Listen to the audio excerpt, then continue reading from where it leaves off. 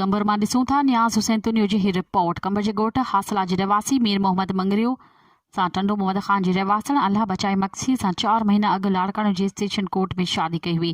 प्रेमी जोड़े खे मिलंदड़ मौतमार धमकियुनि ख़िलाफ़ शहीद बेनज़ीर भुट्टो प्रेस क्लब कंबर पहुची प्रेस कॉन्फ्रेंस कंदे मीर मोहम्मद ऐं अल्लाह बचाई चयो त असीं ॿिन्ही पंहिंजी रज़ा ख़ुशीअ सां सेशन कोर्ट लाड़काणे में 4 महीना अॻु पसंदि जो परणो कयो आहे।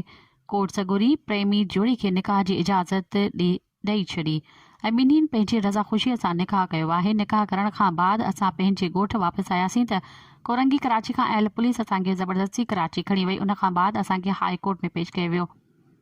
कोर्ट सगोरी असांखे असांजो बयानु वठी असांखे पुलिस खां आज़ादु कराए असांखे पंहिंजे ॻोठ वापसि कयो वियो। ॻोठ वापसी खां बाद छोकिरी जे वारसनि तरफ़ां मौतमार धमकियूं ॾिनियूं पियूं वञनि। अल्लाह बचाई चयो त मुंहिंजा भाउर ऐं माइट मोहम्मद अकबर मक्सी, कादिर बख्श मक्सी, दुर मोहम्मद मक्सी, वॾे रुख़दा बख्श मक्सी, गुलज़ार इख़्तियार लाशारी, इम्तियाज़ मक्सी तरफ़ां असांखे मौतमार धमकियूं पिणु ॾिनियूं पियूं वञनि।